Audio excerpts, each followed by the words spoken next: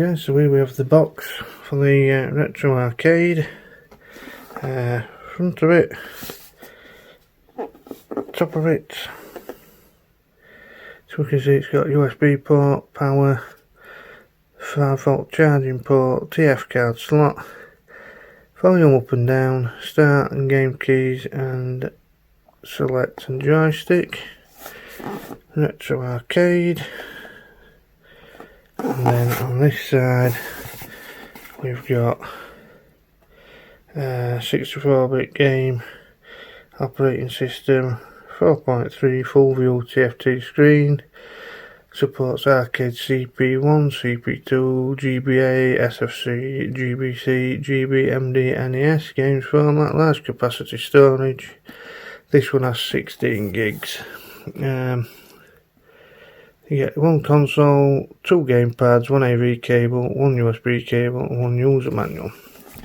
So if we just slide, this is the black translucent model, so we just slide that off, and then we've got a box here. Get that open. So inside we have an instruction manual, all in Chinese one side and English on the other. Put that to one side, and inside, as we slide it out, comes with some pretty nice foam, and there we go, the controller that fell out. So box. So we've got two bits of foam, 1, 2. So we've got two control pads, pretty nice looking. Let's open that up. Yep, pretty nice buttons. They don't feel too bad actually. Translucent. So we've got two of them on there. A AV cable. Unfortunately there's no HDMI output on this, it's composite only. And a mini USB plug for charging. So let's just clear them out of the way. Inside here we have, the console itself. So we've got joystick, that feels actually quite nice. Select, start, 6 buttons, they feel okay. A 4.3 inch TFT screen.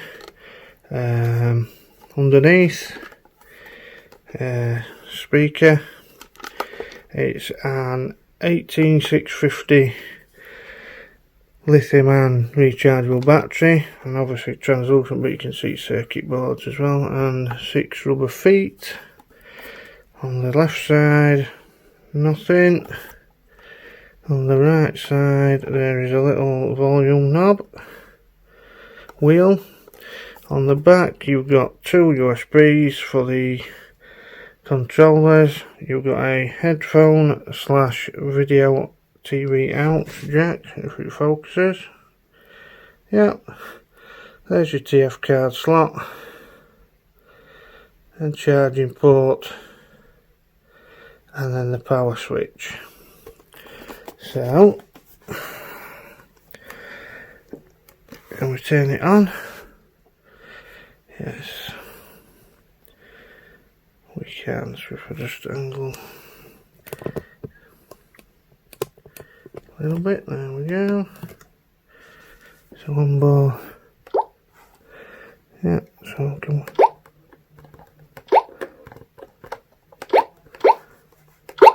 Speaker's quite loud.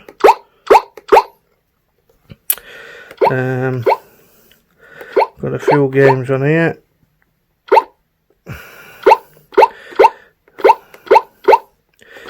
if we go into this menu, simulation, so we've got arcade, GBA, Super Famicom.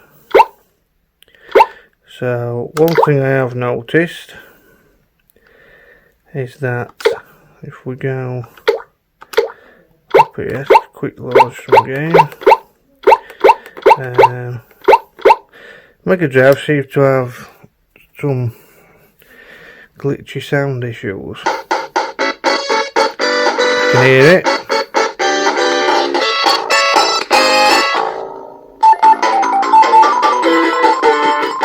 There's like a crackling on sound. You can hear that. Speed wise it's fine.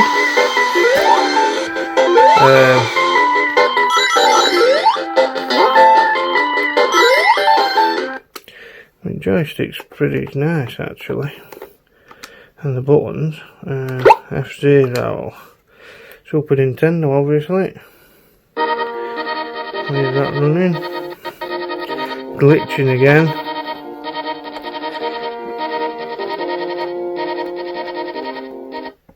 yeah.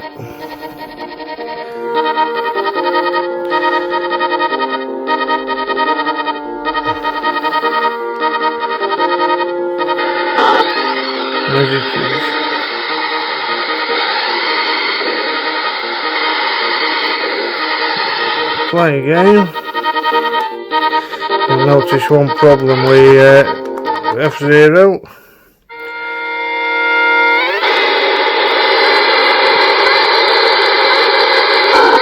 It's the frame rate. That is quite choppy.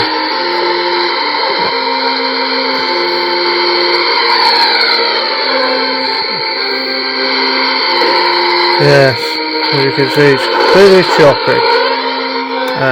Start and select. So,